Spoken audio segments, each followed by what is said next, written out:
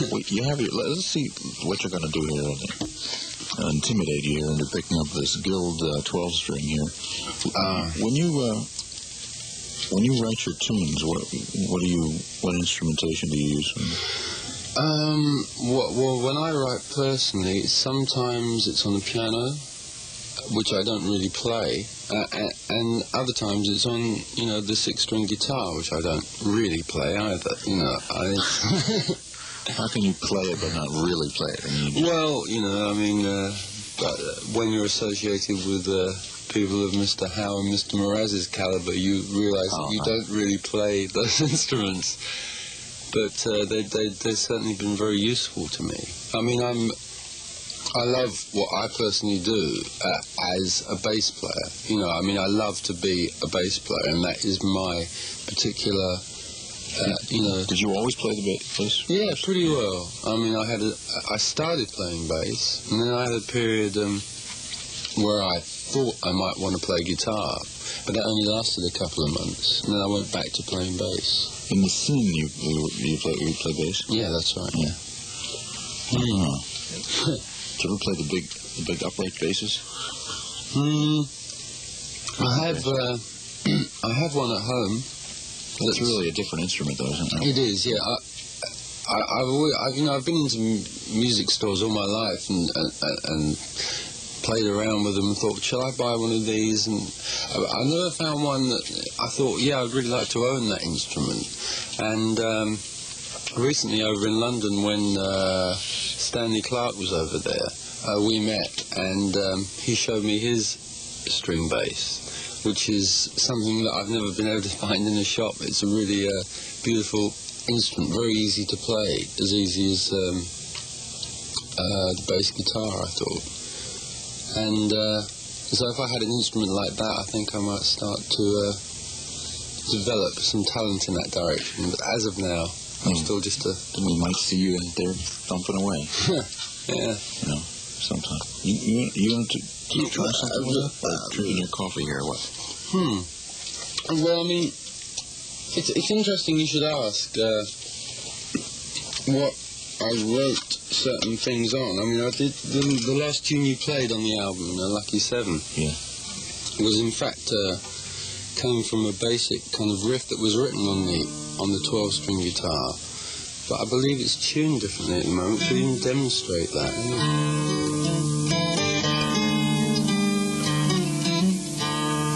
Yeah, it's all tuned differently at the moment, but the basic riff of Lucky 7 was something that I played around with on the guitar, and it was just over 2 chords really, which is an E minor, which I can't play at the moment, for reasons that.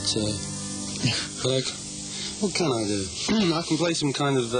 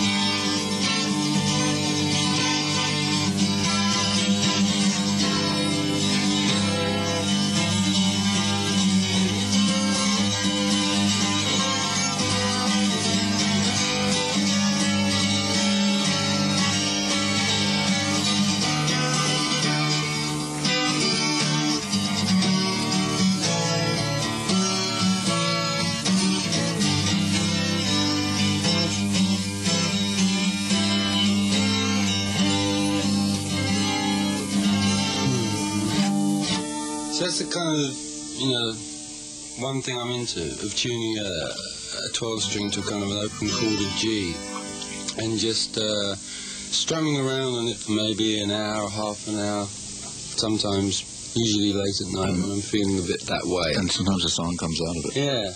I mean, it's just one kind of method. Do you think you're a prolific writer? I mean, have you written a lot of things? I think I have to work at it. I don't think I'm one of these people who I don't know. It's hard to judge yourself sometimes, but I can. Have you written a lot of songs that we'll never hear? Do you think, or? I hope not. I mean, I hope that you'll hear them eventually. Although I have written a lot of songs that haven't been heard yet, and not all of them I like, really. I mean, some of them I think, it's a fun song, but if I seriously came down to thinking about an album, I might, pass on some things, for something else that's more appealing, I suppose. Writing by yourself is different from writing with John, for example, is it? Yeah. Well, obviously it's a different thing. Do you remember writing Sweetness? Do you remember? Yeah. How did that come about? It was you had just met. I think John told me that you had just met, and the next day you got together and wrote a song. Yeah. That was it. It was just one of those things where we met in this bar in London, and the next day he came around to my garret kind of flat, and. What if he hadn't come around that day? Well, I wouldn't be here, would I? Yeah, and Clive Bailey, who was the guitarist then in the band that was forming, didn't have a name. He was kind of there as well, and between the three of us, we kind of, just wrote this simple, silly little love song. Silly, yes, a silly little love song. I always liked that little song. Yeah. It's nice. Well, at that time, I guess there were other songs that you wrote with John that we never got to hear, do you think? Or there were some that never got recorded? There are some songs that Yes performed in their early days. On the road. Yeah. And that were never actually committed to tape. But a lot of those were arrangements of other people's material. And we started off doing... various things. We did some Vanilla Fudge songs and even our own arrangements of music by the Fifth Dimension and stuff like that. I mean, it was weird, some of the stuff we started to do, but in a way it was a good kind of grounding for what we developed into, because we were into that kind of I don't know if you remember the Magic Garden album of the Fifth Dimension. Yeah, I do. I think the songs were written by Jim Webb on that. Right. And that was a beautiful album at the time it came out. And I used to love that kind of music about that time. And also that other American band called The Association. Sure. Remember Windy? Yeah, all those beautiful songs. Along Comes Mary. Yeah, Along Comes Mary. It's definitely that. You want to do the song? I don't know. I don't know it. That was the one that had the just were real quick lyrics, real packed lyrics. Yeah, beautiful song. And brings me Pick of Memories. Remember that one? So. There are other songs. There's one song I've been trying to locate for a number of years that we recorded once for BBC, which is the British radio station, British Broadcasting Company, and we did a song for a show that was the only time we ever recorded it. We'd learnt it and we played it on stage, and then we were asked to do this show. What was the song? And we did it, and then we dropped it after that. What was the song? Well, it was a song that we wrote together called Once on a New Day or something. I can't remember it. It sounded a bit like something from what was that old musical? No, West Side Story. No, Hawaii. What was that one that said in Hawaii? It was on the TV recently. Hawaii? No. I don't know. Anyway, it was Blue Hawaii. No. So South Pacific. Oh, South Pacific. It was like a song from that, but our own kind of rock kind of look at it, and it had a bass solo in the middle, and we just did it spontaneously for this show.